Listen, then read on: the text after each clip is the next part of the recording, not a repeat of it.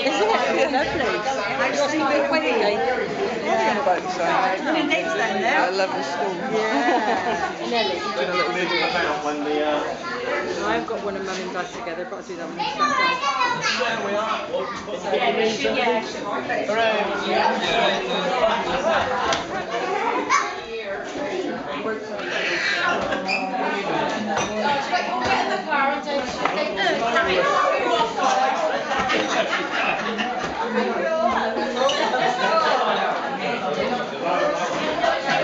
Get away from Michael now. That'll be it. Right, yeah, let's shake it. I'll see you later on, and don't you run away.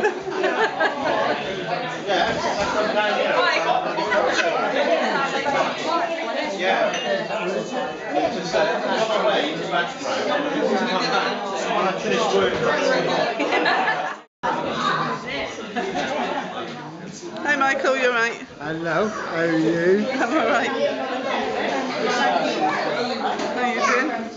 Party? I've been roasting that all morning waiting for the fire.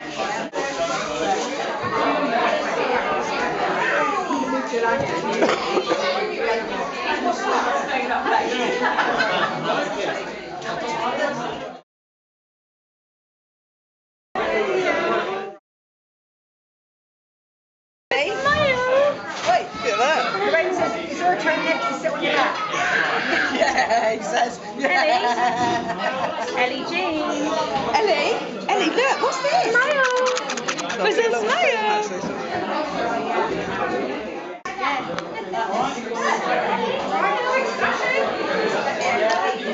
Here we are.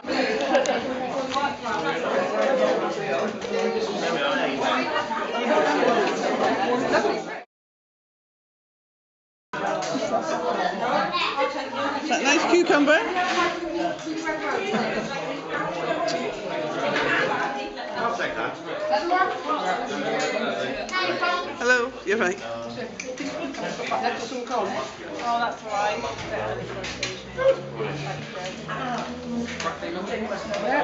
No, you know, you've just been come up with your bloody bread roll.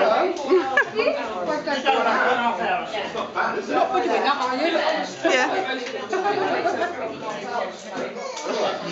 Should we go?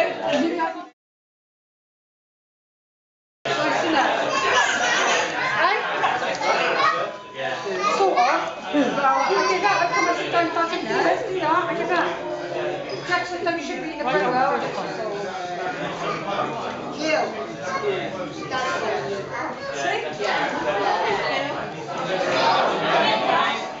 And hopefully they won't be too embarrassing or too long. Okay? The first thing I think we've got to start with is sort of like saying what a fantastic bloke that is. And it's very beautiful.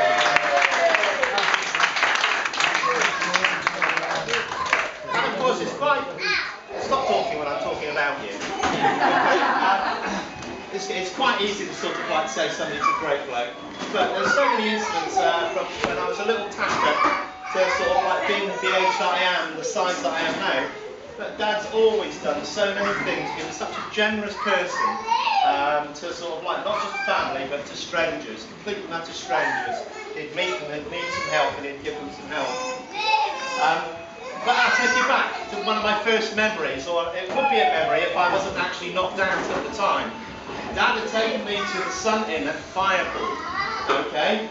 He'd taken Carol and Lorraine Oaten. And that's the last I remember of it, because apparently Carol swung a swing at me and smacked me in the head and knocked me out. And then I sort of like, I don't know what Mum said to Dad, but he'd stopped drinking very soon after. Okay? It's sort of like, also being grown up, you can't actually, I don't think any of the children can actually forget sort of being tucked in by Dad last thing at night. And Dad would tuck you in. It wasn't just hospital corners. It was sort of like he was binding you up like a mummy.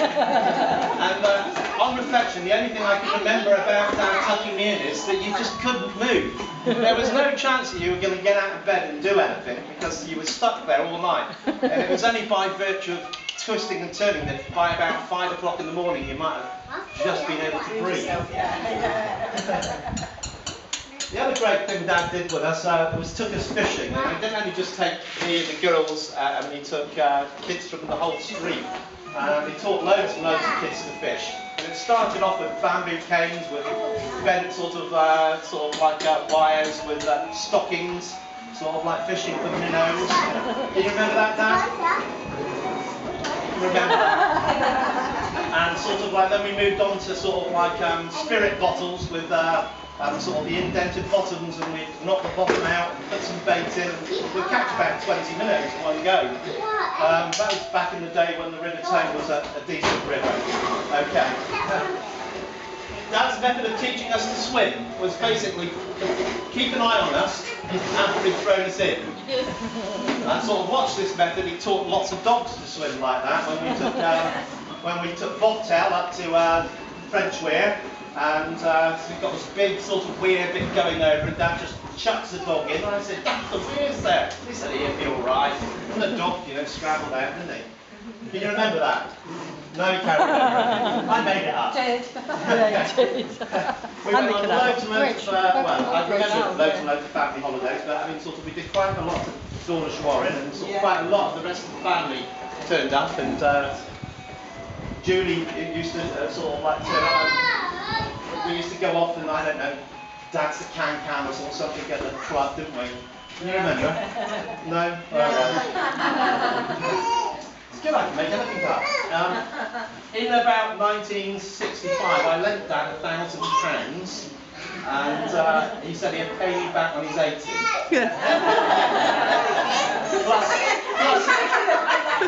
Plus interest. So I've got Jeffrey working on that. The most amazing thing about sort of like being a kid and sort of like growing up and not listening to your parents is that, sort of like, I think Mum and Dad sort of sometimes wondered that they did so much for us, and then when we got into our teens, we just didn't listen to them. We just were typical teenagers. And now I've got children of my own. Well, I say children, young adults, they still don't listen to me, and you think, wow, I've done so much for you, why aren't you listening to me? Why don't you do what I tell you? I think that's always confused Dad, wasn't it? Eh? Why we never listen. Why we never listen to you? Why you always have to come down the road with a big stick? But you remember sort of what childhood is like, sort of yourself, and it's hard to actually experience it for other people. But I remember Dad telling me, when I was asking him a little bit about his childhood and growing up, and I'd ask about shoes and clothes and all sorts of things like that, and Dad said, well, we never had any new shoes, we never had any new clothes. You had to wait until the next person in the family grew out of it, and then you were there sort of getting me. And you had sort of size 8 feet, and sort of you were in size 5 shoes.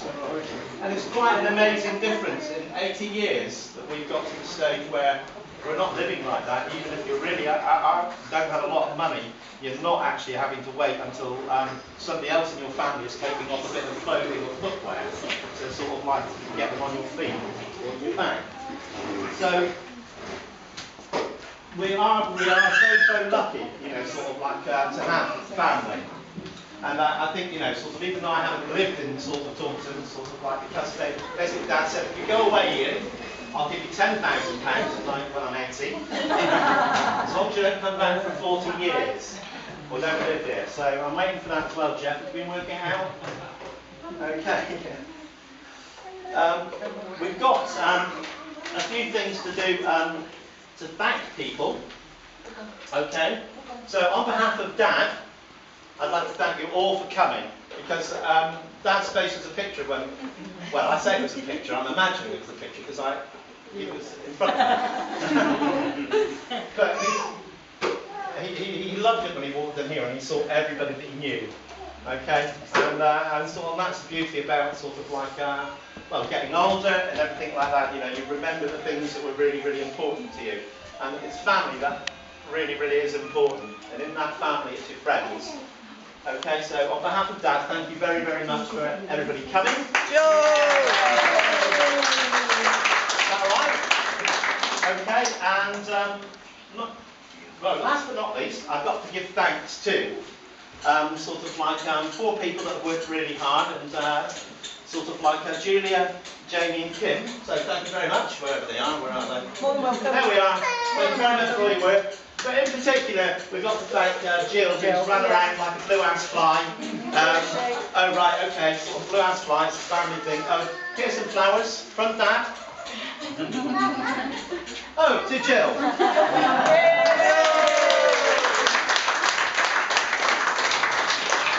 Thank you very much. And don't ask me to do the speech 2 minutes before you want it done.